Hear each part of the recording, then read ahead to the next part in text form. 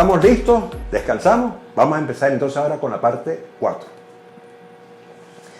Fíjense, habíamos visto hasta el momento lo siguiente. En la primera parte habíamos conversado sobre qué son los terremotos, cuáles eran sus efectos sobre las estructuras, y habíamos hablado sobre cuáles eran las fases del proyecto estructural. En la parte 2 conversamos sobre lo que es la identificación de las acciones, ¿se acuerdan? De tipo estático, de tipo dinámico, y sobre la selección del sistema estructural. En la parte 3 hablamos sobre lo que es el dimensionado estructural y los métodos, digamos, de modelado estructural. En esta etapa vamos a concentrar nuestra atención en lo que podría ser, lo que vamos a llamar métodos de análisis estructural. Esta parte, por cierto, es una parte, vamos a decir, bastante compleja, porque esto forma parte, pues, usted puede comprar un libro que hable sobre este tópico. Nosotros vamos a tratar de resumir en unos 20 minutos aproximadamente en esta cuáles son los métodos que normalmente utilizamos los ingenieros para poder analizar las estructuras desde el punto de vista sismorresistente. Ok, existen varios métodos de análisis dinámico de edificios, entre los cuales podemos considerar análisis espectral de sistemas de un grado de libertad, análisis espectral de sistemas de múltiples grados de libertad, análisis paso a paso y el análisis conocido con el nombre de push-over. Algunos de estos análisis se desarrollan en el rango elástico y le hemos puesto a ellos la letra E entre paréntesis. Otros se pueden desarrollar, digamos, o utilizar cuando analizamos las estructuras en el rango inelástico y le hemos acotado, le hemos puesto entre paréntesis la letra latina E. Para que tengamos una idea muy somera de lo que son estos métodos, vamos a empezar, digamos, el método de análisis espectral de sistemas con un solo modo de vibración. Básicamente se refiere a sistemas sencillos en el cual suponemos que las fuerzas están fundamentalmente asociadas al primer modo de vibración. ¿Ok? Se lo conocen las normas, normalmente llaman esto método estático equivalente. Es, por supuesto, apropiado para estructuras sencillas, edificios, digamos, de poca monta, inclusive puentes en los cuales, digamos, los tableros son puentes más o menos simétricos y en los cuales el esviaje es no muy pronunciado.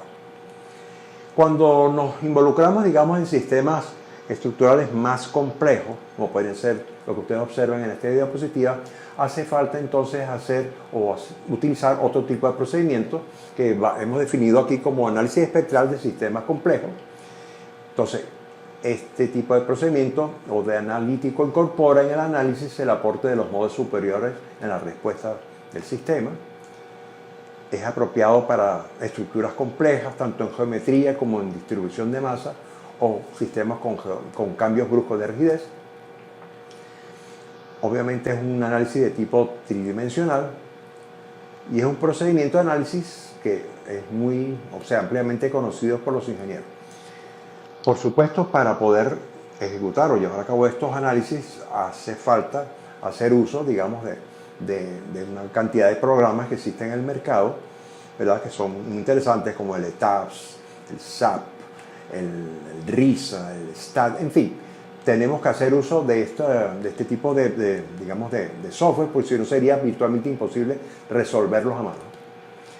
Aquí tenemos otro tipo, digamos, de análisis que se utiliza en la parte sísmica, es el análisis que se llama paso a paso, que se utiliza para ello registros de aceleración, y es un análisis que se puede utilizar tanto en el análisis elástico como en el análisis no lineal de estructuras, y el procedimiento involucra una gran cantidad, digamos, parte matemática de integración numérica, se conoce con el nombre de Time History Analysis.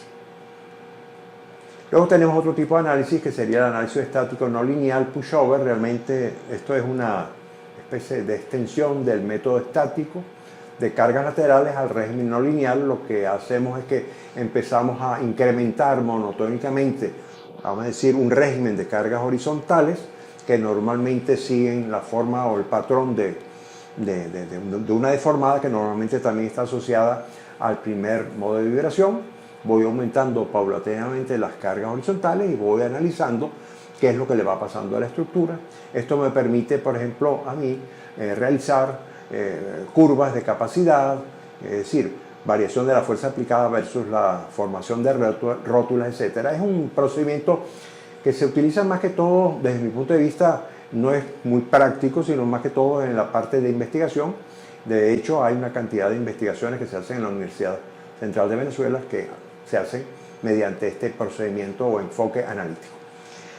Nosotros vamos a tratar de concentrar, como les dije al principio, en 20 minutos de esta charla, pues un procedimientos de análisis que, bueno, que son prácticamente temas de una maestría, porque uno necesita conocer análisis matricial de estructuras, análisis dinámico de estructuras, dinámica de suelo, en fin, una cantidad de cosas. Pero no obstante, vamos a intentar hacerlo mediante la aplicación, es decir, mediante la aplicación de los métodos a ejemplos sencillos.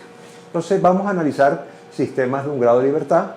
¿Se acuerdan ustedes que en la primera charla habíamos hablado, cuando hablábamos de la amenaza sísmica, nos referíamos a que nosotros los ingenieros estamos familiarizados con los acelerogramas, ¿verdad? La variación en el tiempo de la aceleración del terreno, y esto nosotros lo transformamos, eso lo vamos a ver con mucho detenimiento durante el curso, mediante un procedimiento, digamos, de cálculo numérico, en lo que se llaman espectros de respuesta, que pueden ser espectros, digamos, de aceleración absoluta, espectros de desplazamiento o espectros, digamos, de velocidad.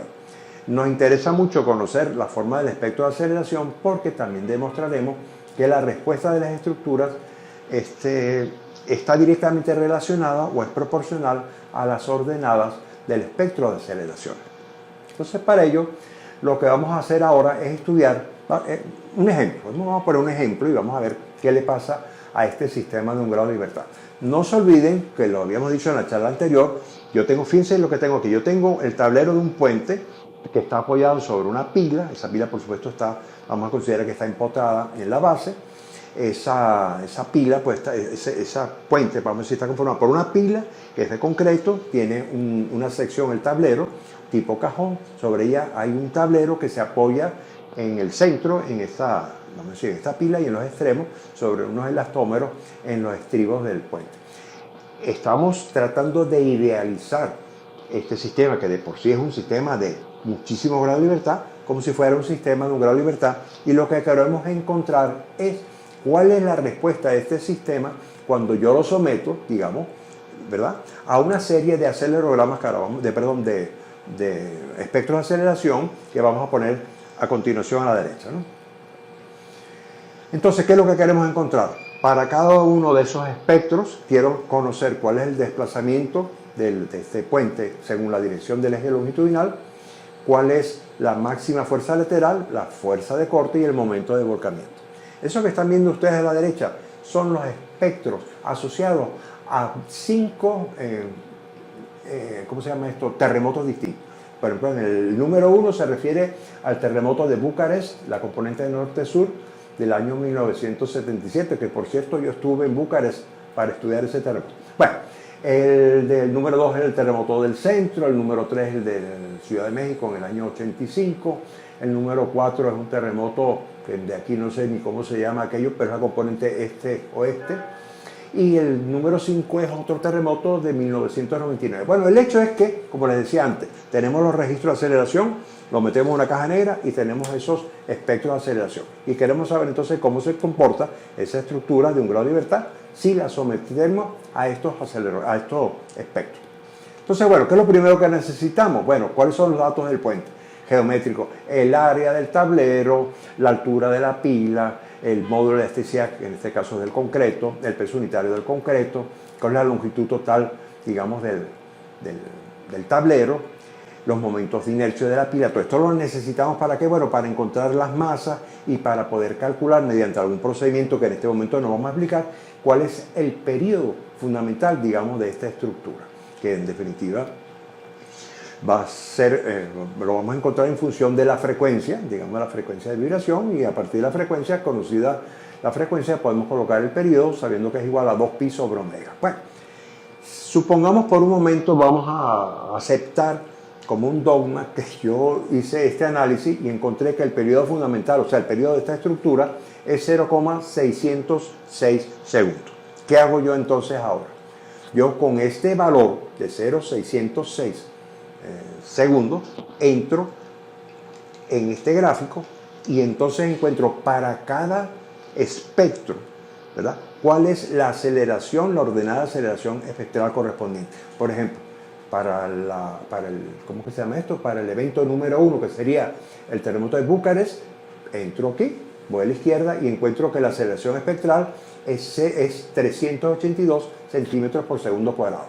Sigo haciendo el mismo procedimiento para cada uno de los demás espectros y en definitiva lo que hago es tabular esto, calcularlo mediante un procedimiento que en este momento no vamos a explicar, ¿verdad? Y entonces encuentro para el evento 1, 2, 3, 4 y 5 cuál es el máximo de desplazamiento del tope, la máxima fuerza lateral en el tope, el corte basal, el momento de volcamiento y grafico esto, es decir, los pongo en esta tabla y lo primero que encuentro y digo, caramba, el evento 2, de acuerdo a los números que ahí aparecen, es el evento más desfavorable.